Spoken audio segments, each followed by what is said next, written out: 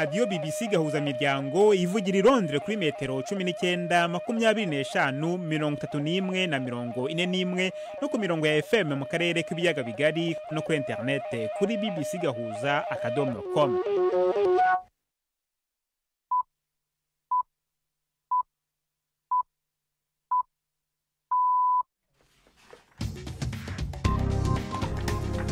Ubu ni saa 10:30 ku isaha mpuzamahanga ya GMT, ni saa 12:30 ku isaha yo mu Rwanda no mu Burundi. Muri studio muri kumwe na Jacques Niyitegeka. Izi ni ingingo z'ingenzi zigize aya makuru. Urukiko rw'ikirenga rwo muri Amerika rurimo kumva impaka mu rubanza rushobora kwemeza niba Donald Trump yemerewe kwiyamamaza kuba perezida mu matora ataha. Imiryango mpuzamahanga ifasha abari mu kaga yatanze impuruza ku buzima bw'abantu buri mu kurushaho gushyirwa mu kaga n'amakimbirane avugwa mu burasirazuba bwa Repubulika ya Demokarasi ya Kongo. Urugereko rw'urukiko rukuru rukorera i Nyanza mu majyepfo y'u Rwanda rwakomeje urubanza rwa Hakuzimana Rashid uregwa ibyaha 4 birimo guhakana no gupfobya jenoside. Twafitiye n'ikinamico Urunana. Muri mwese ikaze muri aya makuru yo kuri wa kane ku itariki ya 8 z'ukwezi kwa kabiri.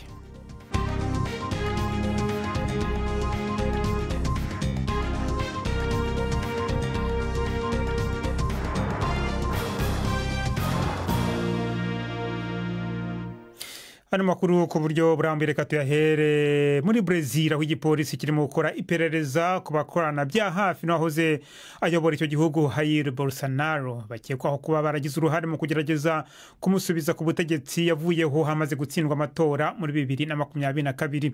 Ibitangaza amakuru yo muri Brazil biravuga ko bamwe mu basirikare bakomeye n'abahoze ari abaminisitiri bari mu bakekwaho kugira uruhare mu gushaka guhirika ubutegetsi. Uwunganira mu mategeko bwana Bolsonaro yavuze ko yemeye gutanga pasiporo ye nkuko yabisabwe na polisi. Ubutegetsi buvuga ko bwatanze impushya 33 zo gusaka n'impapuro 4 zo guta muri yombi mu ntara 9 zigize Brazil. Perezida Luis Inacio Lula da Silva yavuze ko kugerageza guhirika ubutegetsi bitashoboraga kuba bwana Bolsonaro hatabirimo, ngo rero iperereza rirakenewe kugira ngo ibintu nk'ibi bitazongera kuba. Urukiko rw'ikirenga rwo muri Leta Zunze Ubumwe za Amerika rurimo kumva impaka mu rubanza rushobora kwemeza niba Donald Trump yemerewe kwiyamamaza mu matora ya perezida hateganijwe mu mpera z'uyu mwaka mu kwezi kwa 11. Rurimo gusuzuma icyemezo cy'urukiko rukuru rwo muri Leta ya Colorado rwemeje ko bwana Trump adashobora kwiyamamaza mu matora yo guhatanira umwanya w'abakandida kubera ibyakoze igihe habaga igitero ku nyubako yaho inteko nshinga amategeko na Sena bikorera ku itariki ya 6 z'ukwezi kwa mbere muri 2021 kigafatwa nk'ubwigomeke. Iki cyemezo gishingiye ku kuntu ingingo ya 14 y'iteko nshinga ishobora gusobanurwa, kandi rero gishobora gutuma n'izindi leta zigize Leta Zunze Ubumwe za Amerika zigikurikiza. Batatu mu bacamanza 9 bagize urukiko rw'ikirenga bashyizweho na Trump igihe yari perezida. Muri Repubulika ya Demokarasi ya Kongo, umuryango w'abaganga batagira umupaka MSF uravuga ko ibitaro abantu bataye ibyabo babarirwa mu bihumbi bahungiyemo biri hagati y'urufaya rw'amasasu mu gihe intambara igenda irushaho gukara. MSF iravuga ko byabaye ngombwa ko yimura bamwe mu bakozi bayo, kandi irasaba ko habari mu kaga bagizwaho imfashanyo nta nkomyi. Mu byumweru bike bishize imirwano hagati y'ingabo za Leta ya Kongo n'abarwanyi b'umutwe wa M23 yarushijeho gukaza umurego mu ntara ya Kivu ya ruguru. Ni inkuru ya Anesoy mugezweho na Ivete Kabatesi. Umuryango w'abaganga batagira umupaka MSF wemeza ko wavuye abantu benshi bakomerekejwe n'ibisasu muri ibi byumweru 2 bishize. Benshi muri bo n'abasivile barimwo n'abana. Ibihumbi by'abana byabaye ngombwa ko bahunga iwabo, ndetse abenshi ubu bari mu nzira bagana mu mujyi wa Goma nkuko byemezwa n'umuryango ufasha abana Save the Children. Iyo miryango ifasha ivuga ko hakoreshwa ibisasu biremereye, ibyoherezwa n'indege zitagira dereva, ndetse bimwe muri byo byashenye amashuri, ibitaro n'amasoko. Haravugwa kandi ko kuva uyu mwaka watangira umubare w'abakorerwa ihohoterwa rishingiye ku gitsina wikuba 2 buri cyumweru. Ubushakashatsi bushya burerekana ko urukingo rumwe rukumbi rusabwa gukoreshwa mu gihe cy'icyorezo cya Ebola rugabanya ibyago byo guhitanwa n'indwara ho 1/2. N'ubushakashatsi bwakozwe n'umuryango mpuzamahanga w'abaganga batagira imipaka MSF kandi bwasohotse mu kinyamakuru The Lancet cyandika inkuru za siyansi. MSF yasesenguye amakuru yavuye mu cyorezo cya Ebola mu ntara ya Kivu ya ruguru muri Repubulika ya Demokarasi ya Kongo hagati ya 2018 na 2020, aho abantu barenga 2,000 bapfuye. Abashakashatsi bagereranije ibyavuye mu bafashe urukingo rwa Ebola Zaire n'abatararufashe. Umukozi w'urukiko rwo muri Tunisia mu majyaruguru ya Afurika yavuze ko bimaze kumenyekana ko abimukira 13 bapfuye nyuma y'aho ubwato bwabo burohamiye mu nyanja. Imirambo yabo ikaba yamaze kuboneka mu gihe abandi 27 bakomeje kuburirwa irengero. Abantu 2 gusa bari mu bwo bwato nibo barokotse, bose bari Abanyasudani. Aka niko kaga gashya kagwiriye abimukira bagerageza kwambuka inyanja ya Mediterane bava muri Afurika berekeza mu Burayi. Ubwato bwari bwavuye mu mujyi muto wa Jebiniana uri ku nkombe hafi y'umujyi wa Sfax. BBC gahuzamiryango muradukurikira kandi kuri Kisoro FM mu majyepfo ya Uganda. Abari kuri internet muradukurikira kuri Facebook Live. Ibiganiro bya BBC gahuzamiryango mukunda nk'amakuru, imvo n'imvano, urunana, ikiganiro cy'abagore cyangwa baza muganga, ubu biraboneka kuri podcast. Jya kuri bbcgahuza.com maze ushake ahari podcast. Amakuru yose yuko podcast ikora nuko wayishyira muri telefone yawe, byose urabihasanga. Dukomereze mu Rwanda. Urugereko rw'urukiko rukuru rukorera i Nyanza mu majyepfo y'igihugu rwakomeje urubanza rwa Hakuzimana Rashid uregwa ibyaha 4 birimo guhakana no gupfobya jenoside. Umushinjacyaha yabwiye urukiko ko uregwa yavuze ko mu Rwanda habaye jenoside 2, ibyo bikaba bigize icyaha cyo guhakana jenoside. Rashid Hakuzimana ufunzwe kuva muri 2021 ahakana ibyaha aregwa, akavuga ko ari impirimbanyi ya politiki ibuzwa uburenganzira bwo gutanga ibitekerezo. Umunyamakuru wa BBC Yves Bucyana yari mu rukiko adutegurira inkuru ikurikira. Ubushinjacyaha bwatangiye bwerekana amashusho buvuga ko akubiyemo ibigize ibyaha byo guhakana no gupfobya jenoside, bimwe mu byaha Rashid Hakuzimana akurikiranyweho. Gusa mu gihe amashusho yerekanwaga, Rashid yatse ijambo abwira urukiko ko ruri kubogama, asaba ko rwamusezerera agataha. Umucamanza yamubwiye ko abishatse yava mu rukiko, ariko umushinjacyaha wagakomeza gusobanura ibirego bye. Rashid yaranguruye ijwi ati muri kunigana ijambo nyakubahwa perezida w'urukiko. Umucamanza yasabye ko muri raporo y'urubanza Rashid bamwandikira ko ati turi kubogama no kukunigana ijambo. Ubwo yakomezaga ijambo rye, umushinjacyaha yavuze ko ibyaha byo guhakana no gupfobya jenoside bishingiye ku biganiro Rashid Hakuzimana yakoreraga kuri YouTube zitandukanye, harimo n'iye bwite. Ku cyaha cyo guhakana jenoside, umushinjacyaha yavuze ko Hakuzimana Rashid yavuze ko kwibuka jenoside byavaho cyangwa se bigahindurirwa uburyo bikorwamo, ngo kuko n'abahutu bakwiye kujya bibuka ababo nabo bapfuye. Muri video zagaragajwe mu rukiko harimo indi igaragaza Rashid Hakuzimana avuga ko leta yakoze ikosa rikomeye ryo kubaka umudugudu w'ubwoko bumwe bw'abarokotse jenoside. Umushinjacyaha avuga ko iyo mvugo igize icyaha cyo gupfobya jenoside. Mu rubanza mu mizi, Rashid Hakuzimana yarezwe kandi ibyaha byo gukurura amacakubiri no gutangaza amakuru y'ibihuha akoresheje imbuga za YouTube. Uregwa avuga ko ari umunyapolitike n'umunyamakuru utarabigize umwuga. Ahakana ibi byaha akavuga ko abo yabikoreye bagombaga guhabwa umwanya wo gusubiza binyuze kuri YouTube ye, byananirana bigashyikirizwa urwego rw'abanyamakuru bigenzura. Urubanza ruzakomeza ku itariki 14 z'ukwezi kwa gatatu. Iperereza ryakozwe na BBC ryavumbuye amakonti y'abaringa ku mbuga nkoranyambaga akabakaba 200 akorera mu gihugu cya Uganda akoresheje imyirondoro itariyo. Amaze igihe asakaza ubutumwa bwa guverinoma akanibasira abayinenga, ndetse rimwe na rimwe bikazamo no kubatera ubwoba. Umunyamakuru wa BBC Marco Silva amaze igihe akora iperereza kuri ibi bikorwa, ndetse yanavuganye na bamwe mu bantu bagizweho ingaruka nabyo. Inkuru ye muragezwaho na Jean Claude Mwambutsa. Namaze igihe nkora ubushakashatsi ku makuru y'ibinyoma, ariko sinarinzi ko hari igihe nakwisanga byambayeho. Uwo ni Dr. Jemesia Hoyle. ndi umushakashatsi w'inzobere muri leta zunze ubumwe za Amerika mu bijyanye n'ubuzima, guhangana n'ibyorezo ndetse no kubibonera ibisubizo. Mu mwaka wa 2017 yagiye Kampala mu nama mpuzamahanga. Perezida wa Uganda Yoweri Museveni nawe yarahari yaje kwakira abashyitsi. Ubwo Dr. Hoyle amusaba ko bifotozanya. Yari yishimye gusabana natwe hanyuma arifotoza. Dr. Hoyle yari yaribagiwe ibi bihe kugeza mu byumweru bike bishize. Hello. Hi Marco. How are you? Ubwo nakoraga ubushakashatsi ku myirondoro y'abaringa nashoboye kuvugana nawe. Umwirondoro nkubonye kuri X yahoze yitwa Twitter. Uwo mwirondoro wakoreshaga ya foto y'Ikampala nk'ikirango cyawo. Kubona ko iyi foto yakoreshejwe byari biteye ubwoba cyane. Uyu mwirondoro reka tuwite Jemesia w'abaringa ntiwari usanzwe, washimagizaga ubudatuza guverinoma ya Uganda ndetse na gahunda zayo, ariko ari nako umisha ibitutsi kubayinenga kugeza no kukubatera ubwoba. You will die. Uzapfa. Aba bibasira abandi kuri interinete bambuza amahwemo buri munsi.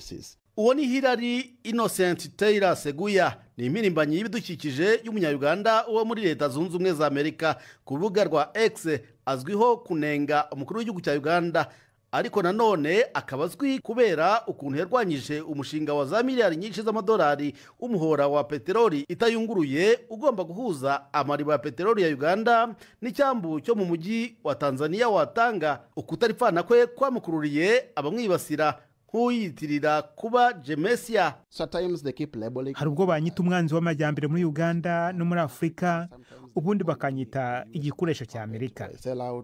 Nakoze iperereza kuri aya masura atazwi yajujubyaga Hillary kuri murandasi. Bamwe muri bo basa n'abari mu gatsiko gakoresha imyirondoro ishyigikiye guverinoma ku mbuga nkoranyambaga. Nashoboye gutahura abakabakaba 200 manyanyagiye kuri X na Facebook.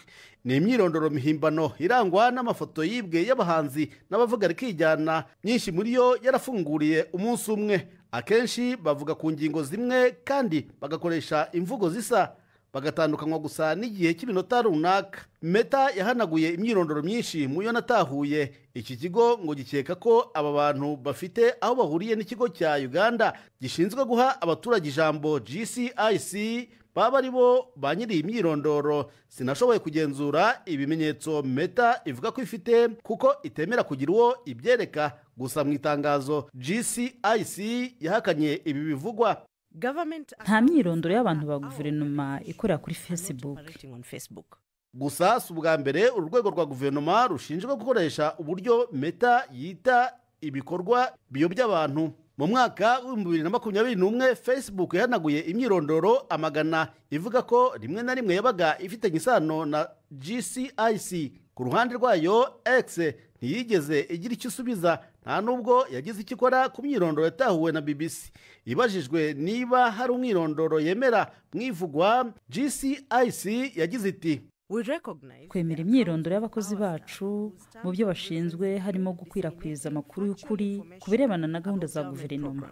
Iki kigo cya Uganda gishinzwe itangazamakuru ari nacyo gishinzwe kugeza amakuru kuri rubanda mu izina rya guverinoma nticyagize icyo kibivugaho. Ariko uwo ari we wese waba ari inyuma y'aka gatsiko Hillary yampirimbanyi y'ibidukikije amufitiye ubutumwa. Ntitubareke ngo bacecekeshe abanenga leta. Kunenga leta ni demokarasi.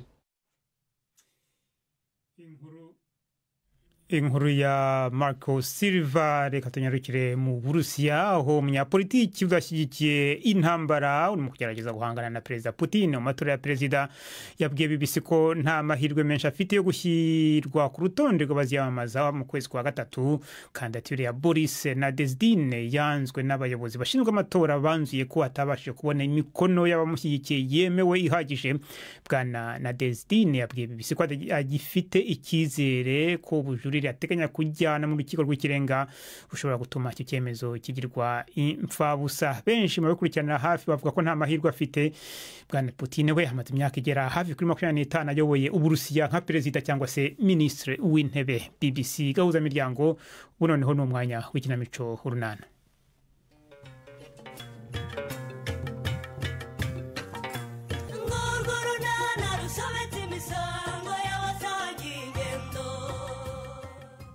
Stefano ntakozwe ibyo kwitaba mwarimu wandutiye wamutumyeho. Kirere w'akanyamuneza ni kose. Ni Urunana. Ariko ye ubu rero mugiye gufatanya muvuga yuko nta marozi abaho. None si yukomeza kwebya Kirere agatekereza amarozi nk'uko nawe babitekerezaga inkoko ze bungubu ntiziba zarapfuye. Demereza ari gushira mama. So ntakuyobye Kere. Muyobye iki? Hanze ahangaha hari abantu b'abanyeshyari b'abagome utabitondeye bagukura ku isi. Ukamwasigaho rwose. Ndagusabye rwose wirugesha umukobwa wacu ibyo bitekerezo bibi byo guhora yikanga amarozi. Ngo iki? None uvuze yuko ari nge uroga busho. Oya nshobora wenda kuba nakoresheje inshinga nziza. Ariko nyine ibyo bitekerezo byawe. Uhora umushyiramo se bikiza rwose na gato. Kandi ubwo wabona mubipfuye. Turinda tubipfa se kuko ayobewe yuko abagome babaho. Ntago biyobewe. None ko giwe rwose nagusaba gusigaho rwose ibyo bintu ntago ari byo. Yeah. Uyu mwana ubwira ibyo bintu rwose no mu cyambere. Ejo cyangwa ejo bundi azaba ari umubyeyi.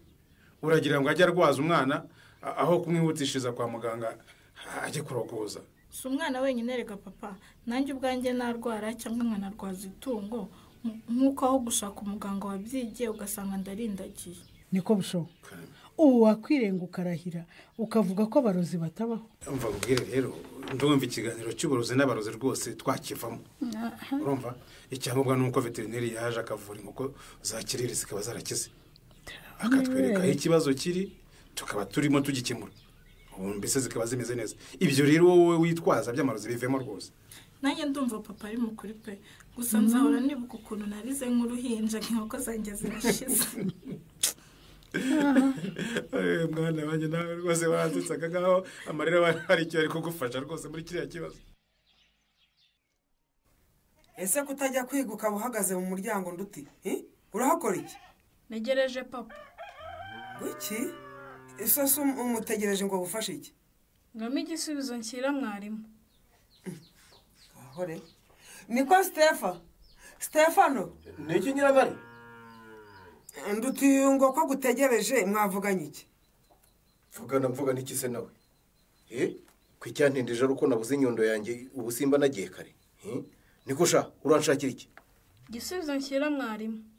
Ngiwe Stefano se ngewe mfite ibisubizo shyira mwarimu wawe. None se sinaraye ngo ibaruwa yakwandikiye.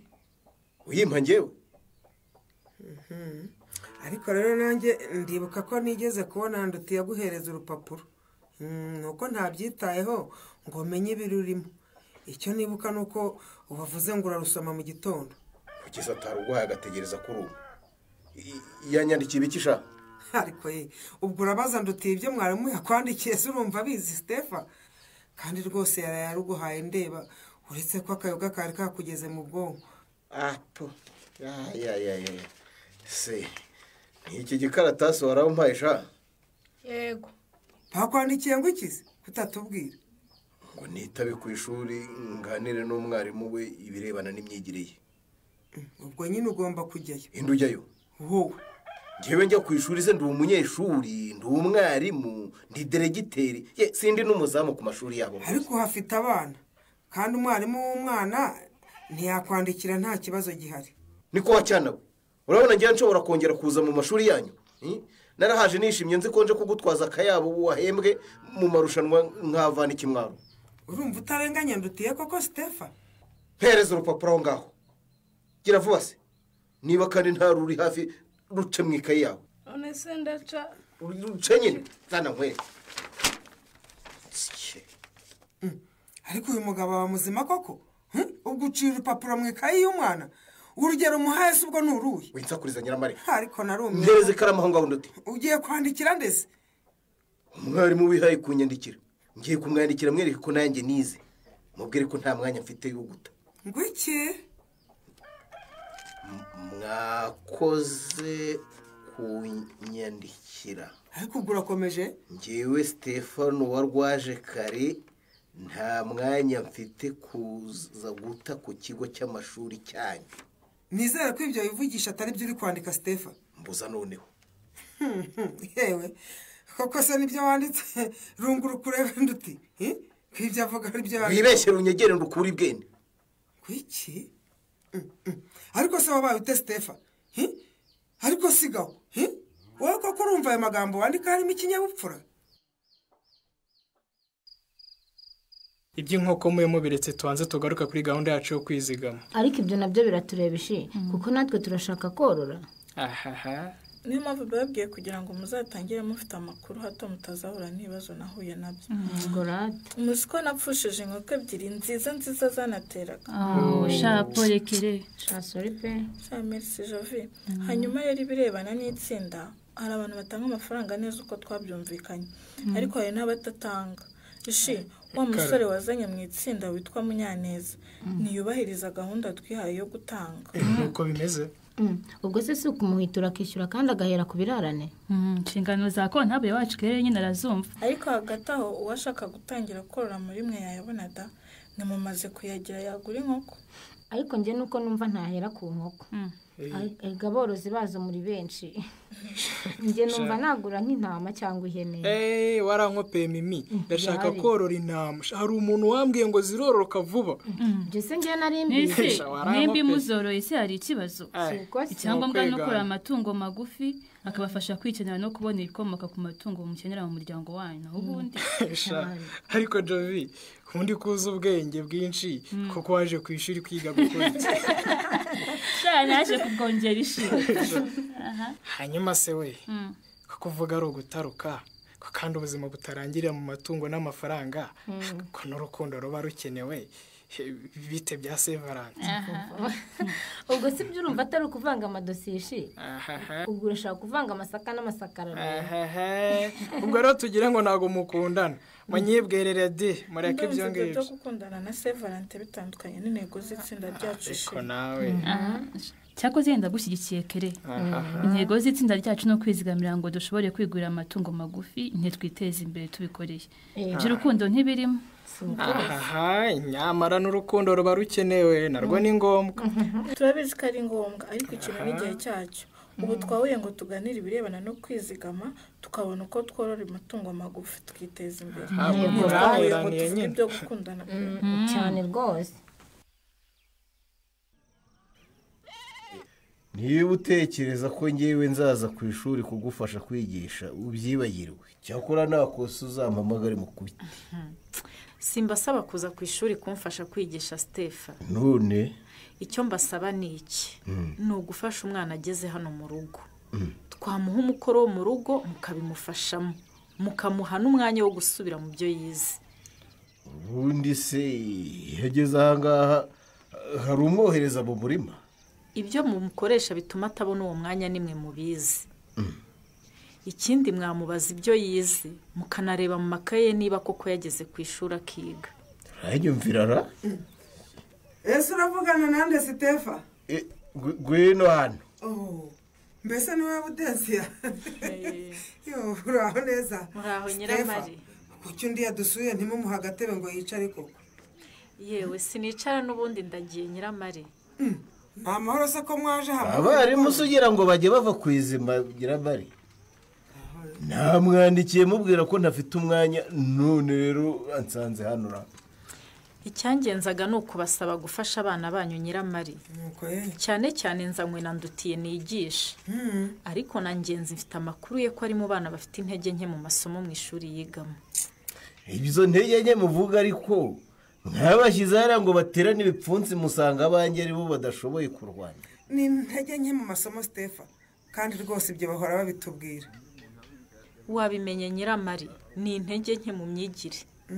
Kandi niba harashyizweho gahunda nzamura ubushobozi mu myigire kugira ngo abana bose bashobore gutsinda amasomo tubigisha barangize umwaka wa mbere uwa kabiri n'uwa gatatu bashobora gutsinda neza iyo mibare icyongereza n'ikinyarwanda birasaba ubufatanye bw'ababyeyi abarimu n'ubuyobozi bw'ishuri. None se ubu twe dukora iki Budensiya? Ko rwose nanjye bimbabaza y'abana banjye batatsinze. Urashaka gukora iki se ko namuhakaniye Nyiramari?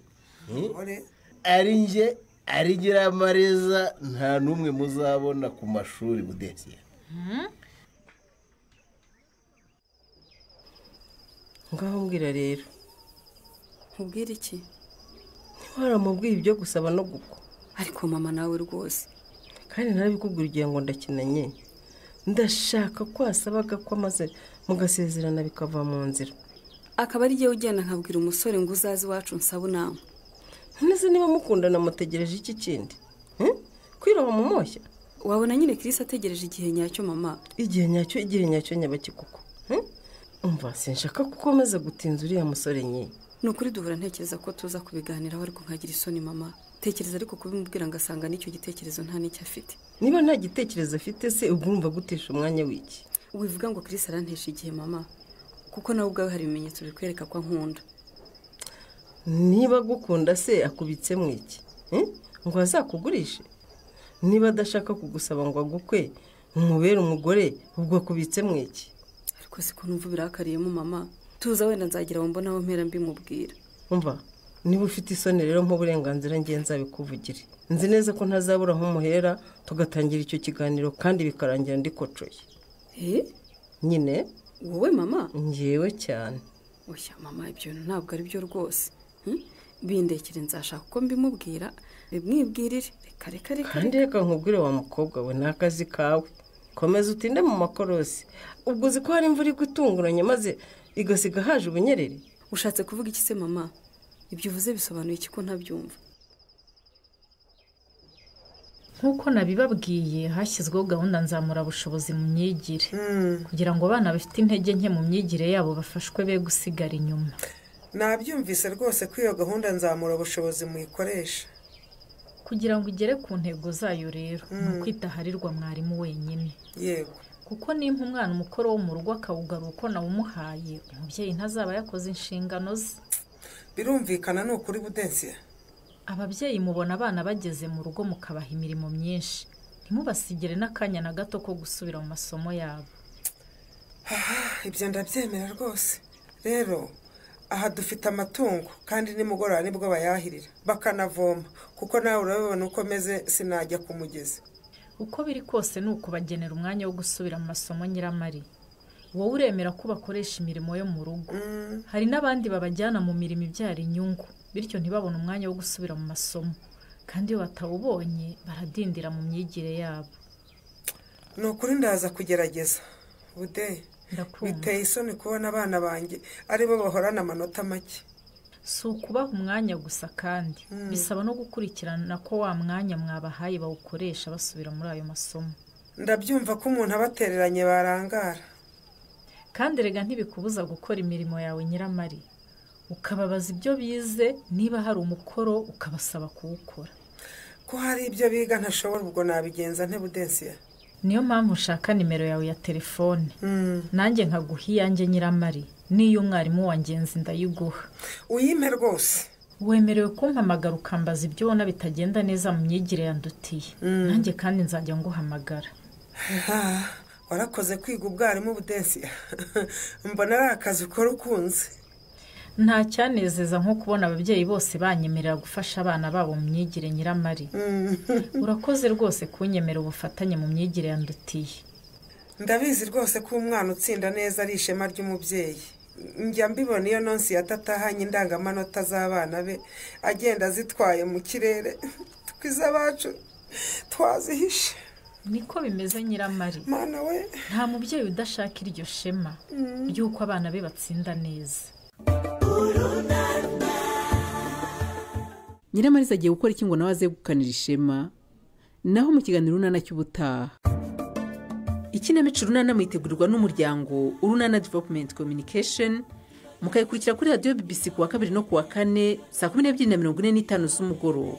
Ikinamico Urunana kandi mwayikurikira kuri YouTube. Kuyigeraho andika ijambo Ikinamico Urunana official maze utange n'ibitekerezo. Uramutse ufite ikibazo cyangwa igitekerezo kandi wifuza kutugezaho watwohereza ubutumwa bugufi bwanditse kuri telefone igendanwa 0783 18 10 64. Mushobora kandi kunyuza ubutumwa kuri page yacu ya Facebook.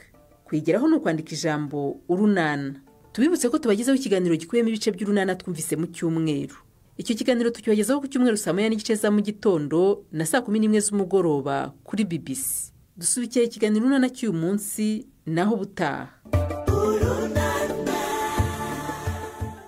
Barakoze bagenzi bacu mu ikinamico Urunana ni rero bashoje amakuru yacu kuri uyu wa kane n'amakuru yarahagarariwe na Prudence Ngiyumva ku buhanga bw'ibyuma hari Martin Deka. Bakoze cyane witamo BBC gahuzamiryango. Muramukira.